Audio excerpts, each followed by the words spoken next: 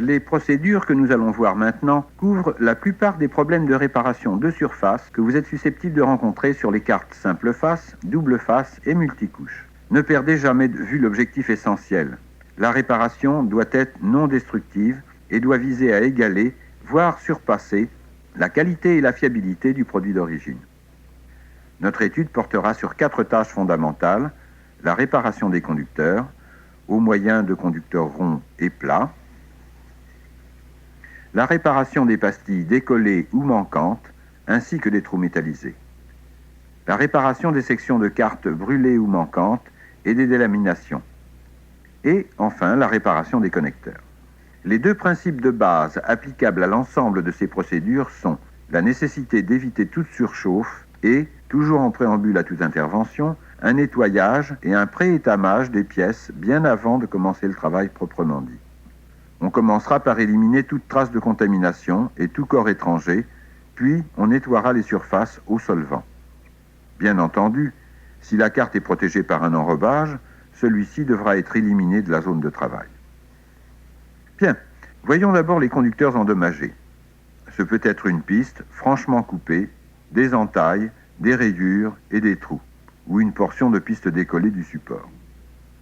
Pour les petites coupures, on peut être tenté de refermer la brèche par un pont de soudure, mais pratiquement, cette opération est difficile à réaliser. La soudure formera une boule et les bords de la coupure ne seront pas reliés. Cette méthode est déconseillée.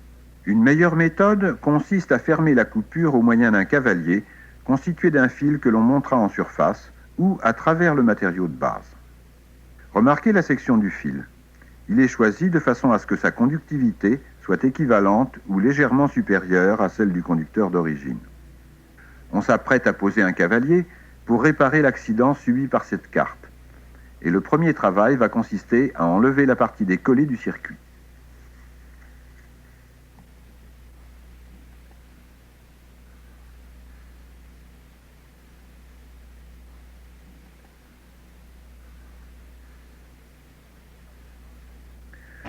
On retire à présent la matière brûlée à l'aide d'un abrasif. En effet, si on la laissait en place, elle pourrait se comporter comme une résistance au carbone et provoquer d'autres dégâts. La brûlure étant éliminée, on brosse le résidu et on nettoie la surface au solvant. L'opération suivante consiste à nettoyer les 2 côtés de la brèche sur au moins 6 mm à l'aide d'un abrasif, puis de solvant.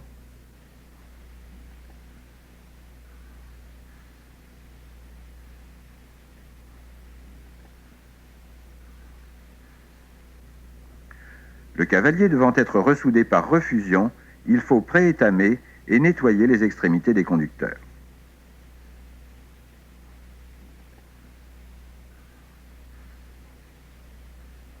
On applique ensuite du flux liquide. Il peut être préférable d'utiliser un bâtonnet en bois plutôt qu'un tampon pour appliquer le flux, afin d'éviter toute contamination par les fibres de coton.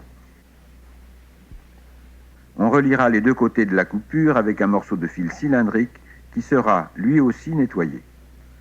On l'aplatit légèrement à l'aide de pinces pour l'empêcher de rouler sur la carte.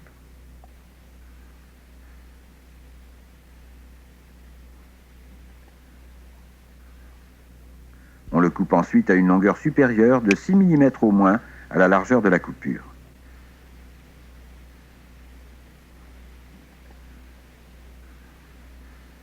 On positionne le fil le long de la piste à l'aide de Bruxelles, puis on le soude en place.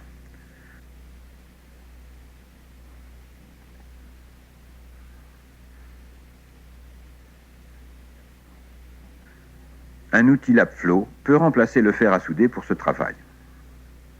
Après refroidissement du joint, on élimine le surplus de flux avec du solvant, puis on examine la soudure pour s'assurer qu'elle satisfait aux spécifications en vigueur. Cette soudure est correcte. Elle présente un recouvrement minimal de 3 mm de chaque côté, ce qui correspond aux caractéristiques préconisées pour ce type de réparation.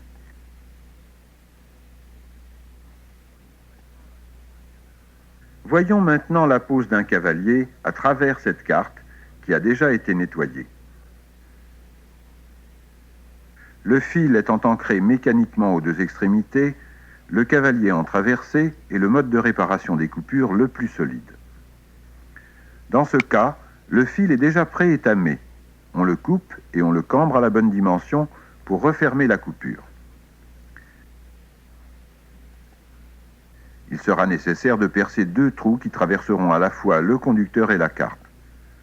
Pour mieux les positionner, on pratique un avant-trou au moyen d'un poinçon. Le perçage est exécuté à l'aide d'une fraise ronde. Le diamètre du trou doit être supérieur d'1/10 à celui du fil.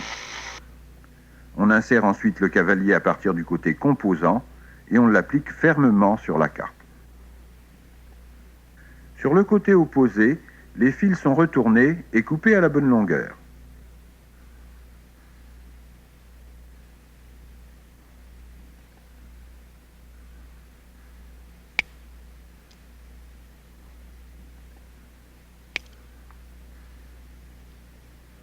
Les extrémités du fil doivent recouvrir la piste sur 1,5 mm au minimum. Au lieu de pince coupante, on utilise un outil en plastique pour plaquer les extrémités sur le conducteur. On poursuit le travail par un nettoyage soigné au solvant et à la brosse. On procède ensuite au soudage au moyen de la technique habituelle de soudage manuel des composants axiaux.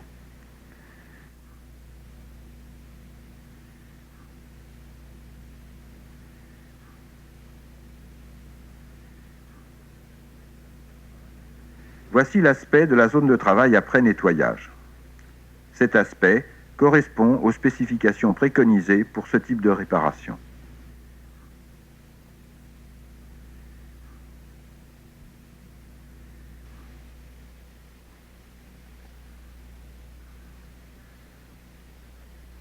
Les cavaliers, lorsqu'ils sont de taille adéquate et posés correctement, sont tout à fait acceptables dans la plupart des cas. Mais cette technique exige le perçage de trous supplémentaires à travers la carte. Et si vous devez réparer une carte multicouche, cela peut poser un problème sérieux. Une méthode préférable pour remplacer une section de conducteur est d'employer un matériau plat dont les dimensions et l'aspect seront aussi proches que possible de ceux du conducteur existant. On peut fabriquer un conducteur de rechange en découpant un morceau de feuille de cuivre, en retirant une section de conducteur identique d'une carte de rebut, ou bien, ainsi que nous allons le voir maintenant, en utilisant une planche de piste préétamée du commerce comme celle-ci. On enlève tout d'abord soigneusement la partie endommagée du conducteur à l'aide d'un couteau bien affûté, de façon à ne pas abîmer la carte sous-jacente.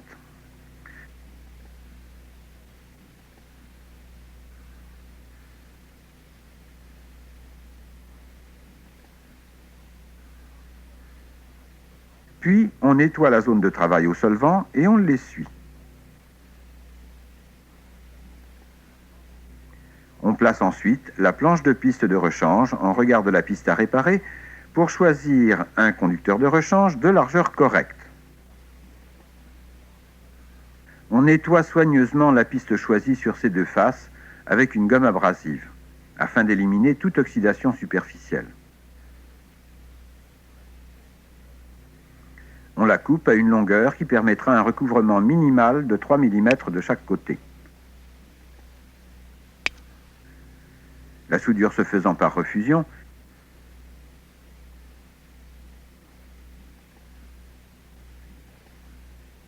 il faut préétamer et fluxer le conducteur.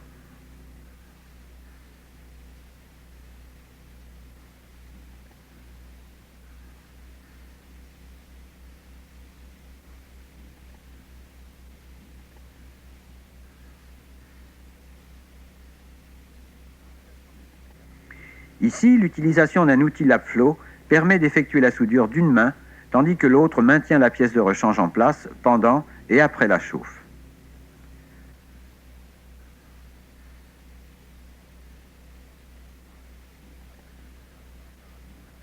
Après nettoyage, la réparation a un aspect très proche de celui de la piste d'origine.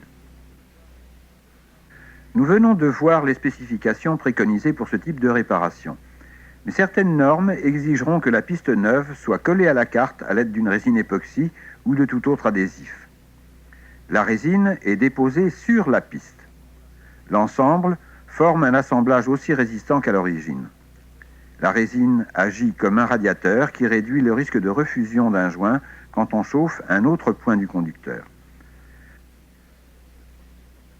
De plus, le produit étant appliqué après soudage, on évite tout danger de contaminer le joint de soudure.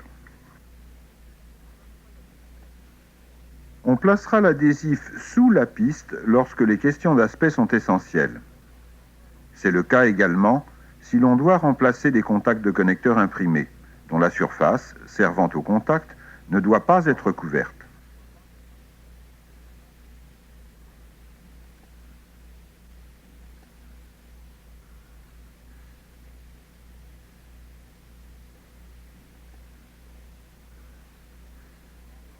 Les pastilles soulevées, manquantes ou endommagées sont peut-être les dommages les plus courants que l'on rencontre en réparation. Lorsque ces problèmes se présentent sur les cartes double face comportant des trous métallisés, la meilleure procédure consiste à repercer le trou et à l'équiper d'un œillet, équipé, si nécessaire, d'une pastille et d'une piste de remplacement. Il existe dans le commerce des kits de réparation de pistes et de pastilles, comprenant aussi les œillets, qui vous permettra de réaliser manuellement une réparation fiable. En voici un. Voyons comment l'utiliser en commençant par une pastille soulevée. Sur cette carte, la pastille elle-même n'est pas abîmée.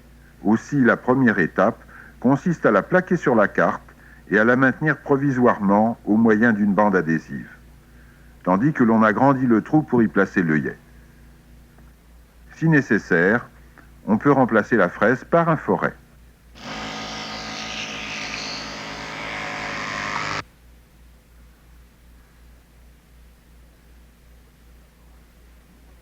On retire la bande et on nettoie la zone au solvant. On choisit un œillet conique de bonne dimension et on l'insère à travers la pastille et la carte. Puis on sertit au moyen des outils fournis dans le kit. L'outil support en dessous et l'outil de sertissage avec son guide au-dessus. Une pression exercée de haut en bas sertit l'œillet conique dans le trou. La soudure est effectuée avec soin en la faisant pénétrer sous toute la périphérie de la collerette. On procède de la même façon de l'autre côté de la carte. On peut enlever la soudure qui aurait coulé dans l'œillet à l'aide d'un dessoudeur.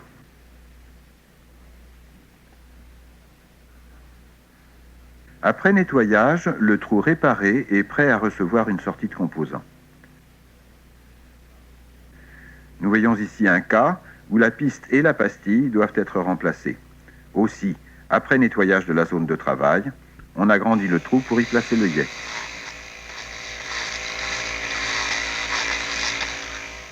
On préétame l'extrémité du conducteur et on nettoie à nouveau la zone de travail. On choisit un ensemble pastillé-piste de rechange de dimension correcte.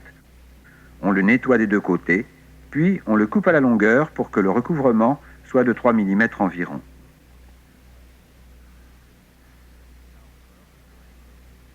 Là encore, le joint est préfluxé. Puis on insère l'œillet et la pastille-piste que l'on positionne soigneusement.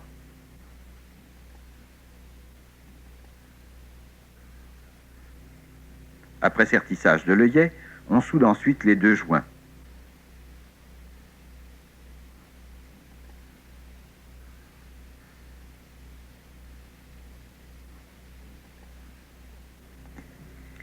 Un outil lave-flot serait plus commode dans ce cas, car vous n'auriez pas à maintenir la piste avec un autre outil.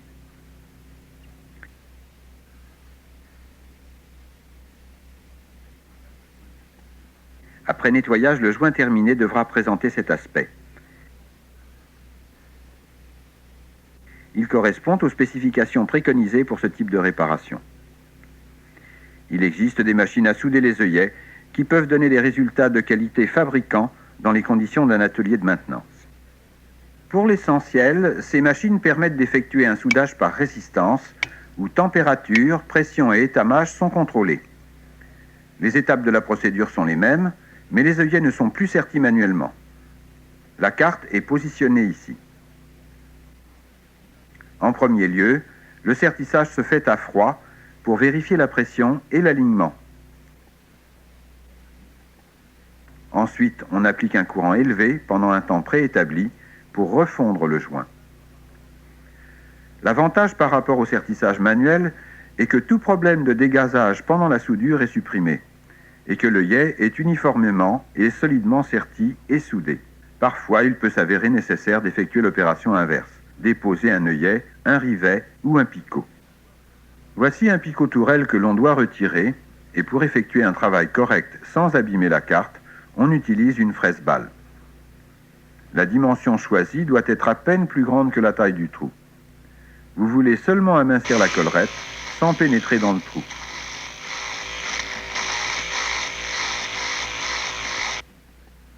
Ensuite, le picot se retire aisément, laissant le trou intact et prêt à recevoir le picot de rechange.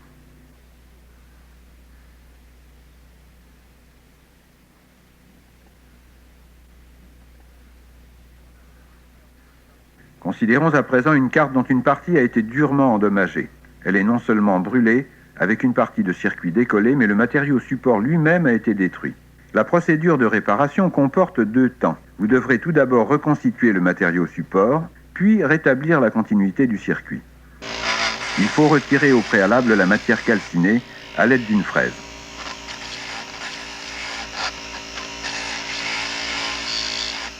On agrandit le trou existant dans la carte et on chanfreine ses bords afin d'augmenter la surface de collage de l'époxy.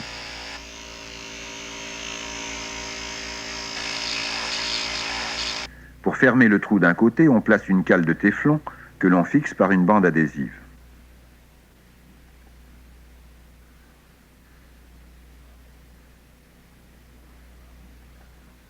On prépare ensuite un mélange de fibre de verre et d'époxy. La fibre de verre peut provenir d'une carte que l'on aura broyée et l'on utilisera une résine époxy polymérisant à basse température. Il faut préparer suffisamment de mélange pour qu'il déborde légèrement sur la surface.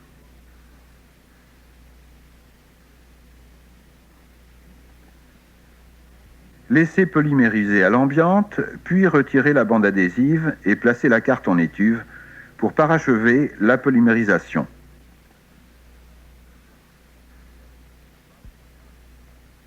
À basse température afin de ne pas endommager les composants de la carte.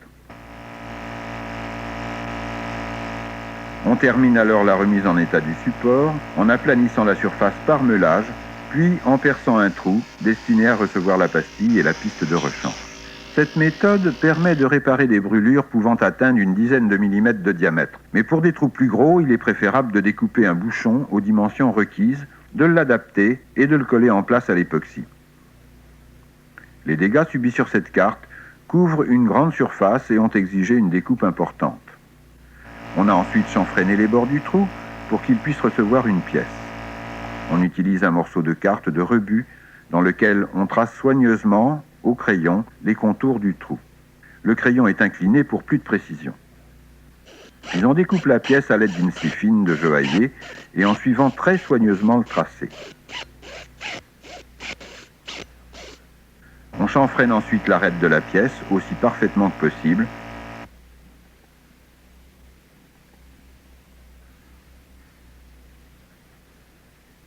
Et on nettoie la carte et la pièce au solvant. L'époxy, une fois mélangé, est appliqué sur la partie interne du trou, en prenant soin de couvrir tout le chanfrein.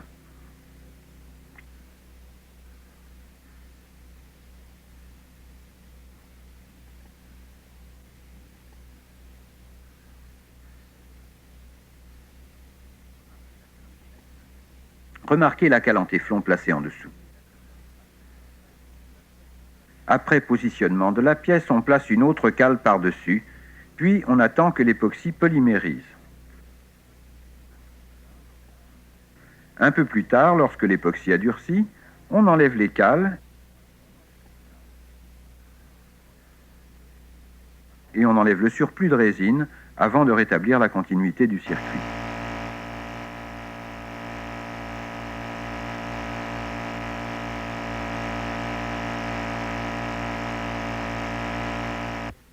Cette méthode est la meilleure pour ce type de réparation.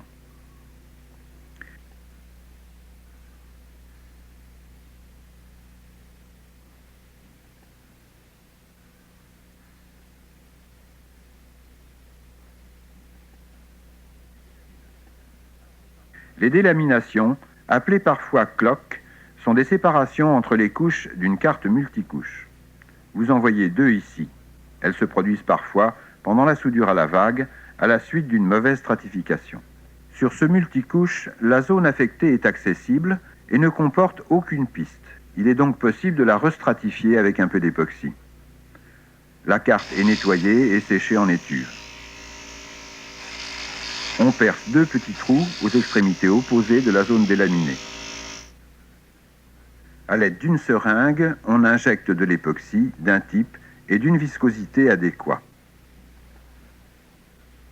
On a remplacé l'aiguille de la seringue par un court morceau de tube en plastique et l'on injecte l'époxy jusqu'à ce que le vide soit comblé et que le surplus s'écoule par l'autre trou pour former un petit bourrelet sur le dessus.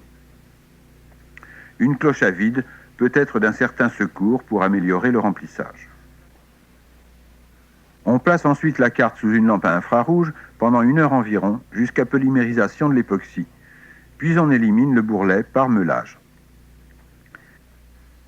Telles sont les spécifications préconisées pour ce type de réparation.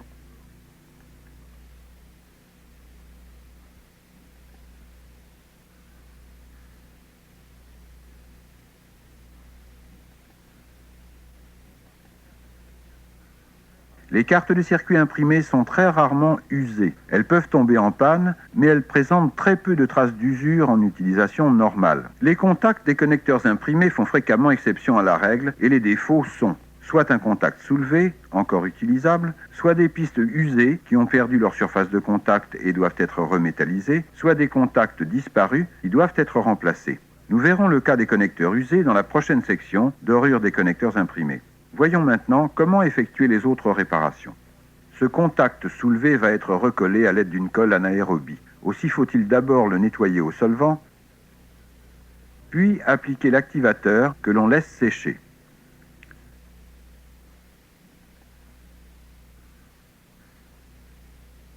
On applique ensuite l'adhésif.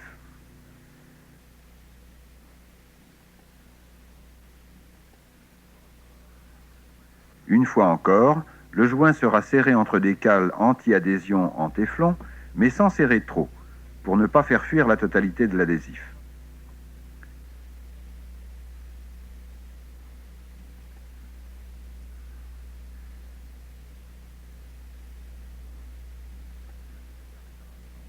Voici l'aspect de la réparation après nettoyage.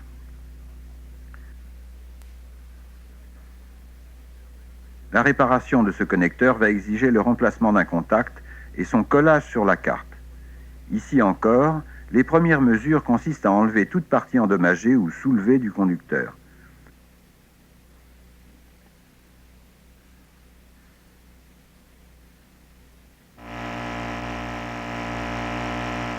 Puis de nettoyer soigneusement la zone de travail à l'abrasif et au solvant.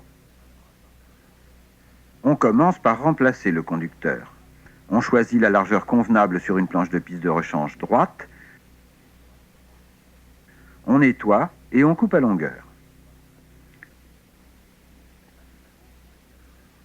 À défaut, on peut également utiliser un morceau de clinquant de cuivre de la même épaisseur. Ensuite, on préétame la zone de recouvrement. On commence par cette opération car il se peut que l'adhésif utilisé ultérieurement ne supporte pas la température du fer à souder. Après fluxage du joint, on maintient provisoirement le contact neuf en place à l'aide d'un morceau de ruban adhésif. Puis on le soude par refusion.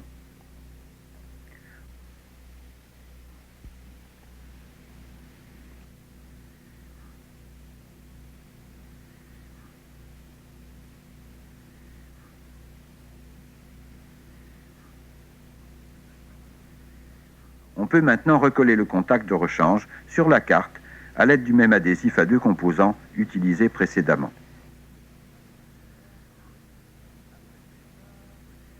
Après séchage, on retire les cales et on coupe la broche à la longueur.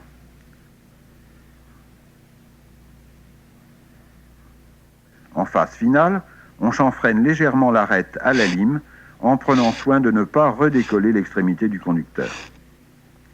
Correctement exécutée, cette réparation ne doit présenter aucune différence par rapport à l'aspect d'origine. Ce sont là les spécifications préconisées pour ce type de réparation. De nombreuses cartes portent des connecteurs dont les broches ont été dorées. La réparation ne sera donc achevée et la carte remise dans son état initial qu'après un travail de redorure. Sous la conduite de votre instructeur, vous allez procéder à une révision des sujets que nous venons d'étudier et porter dans la partie notes de votre manuel des indications sur les spécifications, les normes et les pratiques particulières à votre entreprise. Nous passerons ensuite à la leçon suivante, redorure des connecteurs imprimés.